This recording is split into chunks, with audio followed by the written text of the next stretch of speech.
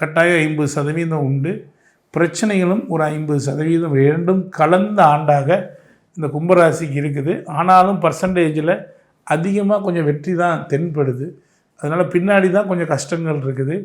அதை பற்றி கவலைப்படாமல் கும்பராசி அன்பர்கள் நல்ல விஷயங்கள், அதாவது என்ன செஞ்சுக்கணும் அப்படின்னா, இவங்களும் இவங்களுடைய எடைக்கு எடை பௌர்ணமி அன்னைக்கு ஏதேனும் அநாத ஆசிரமங்களுக்கு உணவுப் பொருட்களை தானம் பண்ணால் சகல சௌபாக்கியங்களும் கிடைக்கும். அது மட்டும் இல்லை, பக்கத்தில் இருக்கிற ஜீவ சமாதிக்கு போய் வழிபாடு செய்வது இந்த கும்பராசிக்கு இந்த 2026ஆம் ஆண்டு ஒரு அற்புதமான நிலைகளை கட்டாயம் கொடுக்கும். நண்பர்களே, நீங்கள் ஒரு அற்புதமான உங்களுக்கு ஒரு ஒரு நல்ல பதிகம், அதாவது பாதி நன்மை இருக்குது பாதி தீமையாக இருக்கிறதுனால ஒரு அற்புதமான